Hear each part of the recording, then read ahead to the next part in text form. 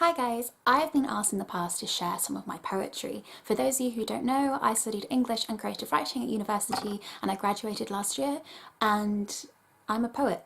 I like to say I'm a poet because I'm a writer, but poetry is something that I enjoy the most, and I did prose for my dissertation for my final major university project, but poetry is what I lean towards writing in my free time, pretty much. That's all I really do, other than trying to finish or get somewhere with my book, which is really not going very well. Today I thought I would share with you some of my poetry.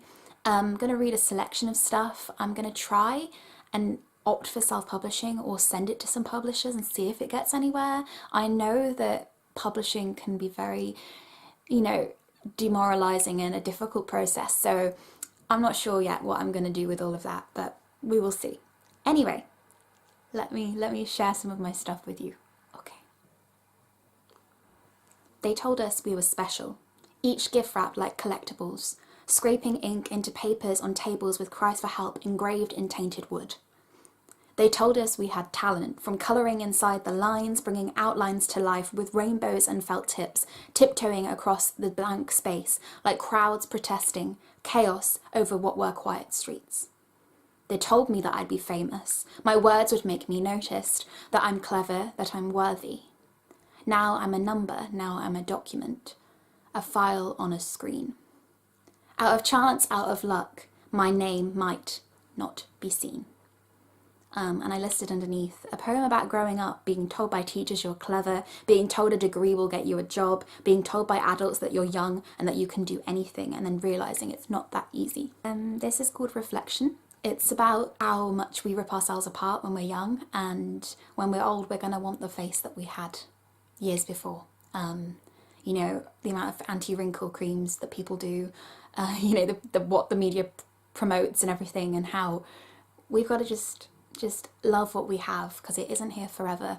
Isn't it bizarre how I'll see my reflection, yet 10 years later, and desperately crave, miss, hiss for the face that once was. When right now I pull it apart, I think and yearn for the future. I worry about what's to come and picture myself in pictures, captured with my loved ones and the faces I don't yet know.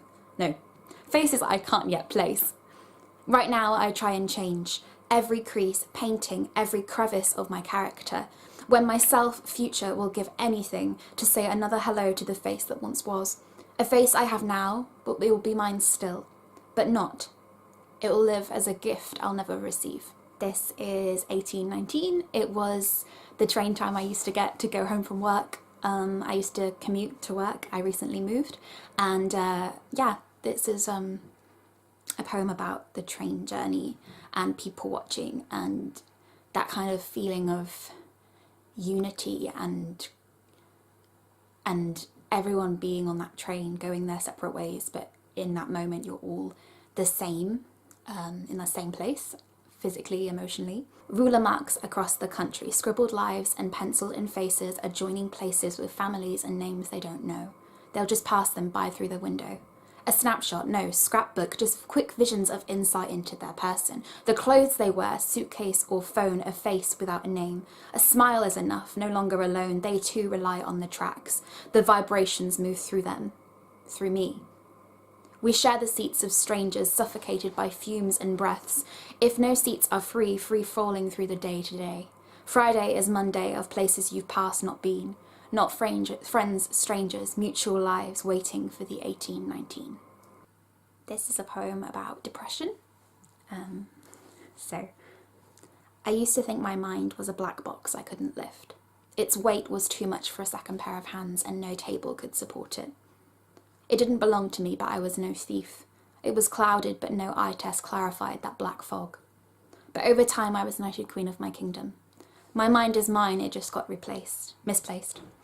Now I pamper it, water it and tuck it in. I am present, my mind is a present, just needed repair. I am the toolbox, the first aid kit, the key. The lock was just abandoned for a while. This is A Voice Without Language, which is probably quite self-explanatory as to what it's about. So NSFW, if this were a visual thing.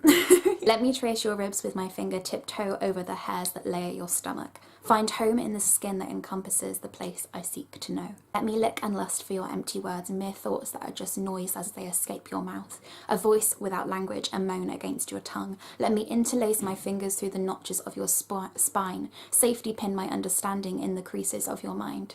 Let me hold the armour that nests you as I wear it as my own. When you're inside, let me come home.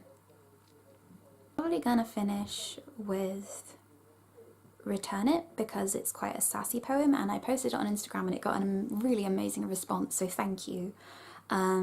It's about rejection and constant rejection. Someone changing their mind when they've said one thing, then just out of nowhere change their mind, basically. My heart is so big you could cut it, knife and fork, and share it with the street. I share my skin, my soul, my shelter with another, and they claim it as their own.